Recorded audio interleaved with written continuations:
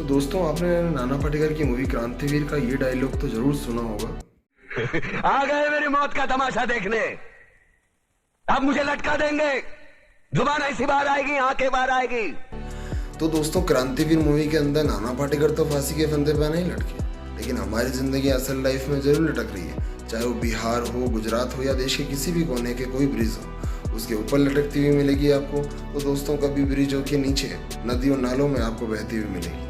क्या बोलूं मैं इस पे, क्या बोलूं क्या अब मैं इस पे, मैं कुछ बोल ही नहीं सकता। दोस्तों, अभी हम अहमदाबाद के प्लेन क्रैश से निजात पाए नहीं कि राजस्थान से एक बड़ी खबर आती हुई दिखाई दी। राजस्थान के झालावाड़ जिले के पिपलोदी गांव में गुरुवार सुबह एक दर्दनाक हादसा हो गया। यहां एक सरकारी स्कूल की बिल्डिंग की छत अचानक गिर गई। प्रारंभिक जानकारी के मुताबिक इस दुर्घटना में 7 बच्चों की मौत हो गई और करीब 14 बच्चे घायल बताए जा रहे हैं। तो क्या राजनीतिक पार्टियां बस इसी मुद्दे पर बहस करती रहेंगी कि किसके कालखंड में स्कूल की इमारत बनी थी या किसके कालखंड में नहीं बनी थी? इसका जिम्मेदार कौन होगा दोस्तों? इसकी जवाबदेही कौन देगा? ये सुनिश्चितता नहीं होनी चाहिए। जो काम अति आवश्यक थे वो उन कामों में भी इन्होंने गड़बड़ियां कर दी और स्कूल जैसी बिल्डिंग में भी इन्होंने कोई कमी छोड़ दी। कांग्रेस काल में जो भ्रष्टाचार है वो खुल के सामने आ रहा है धीरे धीरे। दिन भर सचिवालय में बैठकर कांग्रेस के पूर्व मुख्यमंत्री पर, कांग्रेस के पूर्व मंत्रियों पर, कांग्रेस के पूर्व मुख्यमंत्री पर, कांग्रेस के नेताओं पर सब पर आप पत्थर फेंकते हो दिन भर। हिंदू मुसलमान कर नहीं सकते, इसलिए बस ये इस तरह की बातें कर रहे हैं कांग्रेस पे, और जहाँ हिंदू मुसलमान करना है वहां दंगा करा देते हैं। कितने तेजस्वी लोग हैं हमारे पास, कितने शानदार विचार रखते हैं जी। दोस्तों, एक अध्यापक और एक मानव के नाते क्या हम इतने बेशरम और निर्लज हो चुके हैं कि उन बच्चों की जान की परवाह किए बिना हम लोग वहां से भाग गए और उन बच्चों को उस स्कूल की इमारत के नीचे दबा हुआ छोड़ के चले गए? सुबह सर, मैं ना सुबह 7 बजे सर ने यूँ कहा कि सुबह 7 बजे स्कूल आ जाना, तो हम सुबह 7 बजे स्कूल चले गए। और फिर वहाँ जाकर दीदी ने कहा कि झाड़ू निकालो, झाड़ू निकाल कर हम बैठ गए। फिर अचानक से कंकर गिरने लगे, तो हमने कहा कि दीदी कंकर गिर रहे हैं, हमको बाहर जाने दो। तो हमारी दीदी ने नट गए, हमारे सर भी नट गए कि बाहर नहीं जाएगी, वहाँ पर कंकर कैसे आएंगे। मैं उस स्कूल के प्रशासन से ये पूछना चाहता हूँ कि आप लोगों के लिए सरकारी स्कूल में पढ़ने वाले उन बच्चों की जिंदगी क्या इतनी सस्ती है कि बच्चों के बोलने के बावजूद भी कि मास्टर साहब छत से पत्थर गिर रहे हैं, कंकर गिर रहे हैं, आप लोगों ने उन्हें डरा धमका कर वहीं बिठा जहाँ पर वो छत गिरी थी?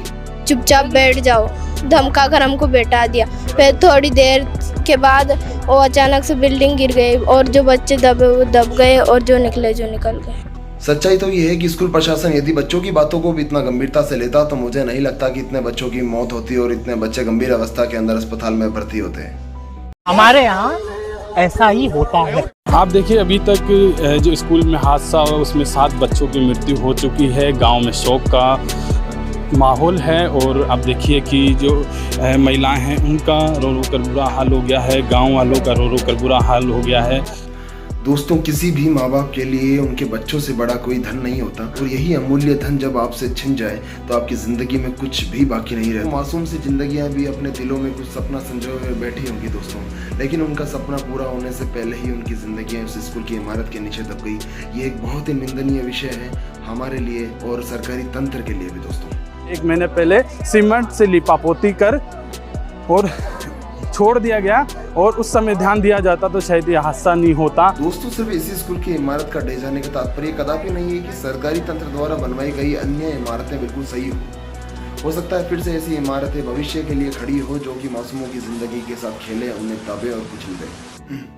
हम भारत को विश्व गुरु की ओर ले जाना चाहते हैं दोस्तों, लेकिन हम राष्ट्र के निर्माण में क्या भूमिका अदा कर रहे हैं दोस्तों? क्या ये सोचने की जरूरत नहीं है हमको? आज भी स्कूल के प्रांगण के बाहर पड़ी हुई चप्पलें उन मासूम जिंदगियों की कहानी बयां कर रही है दोस्तों, जो गांव के कच्चे रास्तों में आई धूल, मिट्टी, कंकड़, पत्थर और इस गर्मी की असहनीय धूप से उनकी सुरक्षा किया करती थी। गाँव के वो कच्चे रास्ते दोस्तों जिनसे होकर मासूम कभी स्कूल जाया करते थे, खेला करते थे, कूदा करते थे।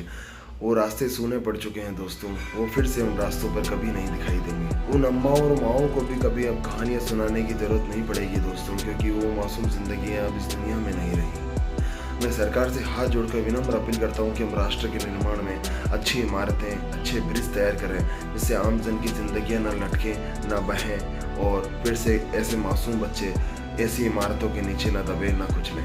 थैंक यू दोस्तों।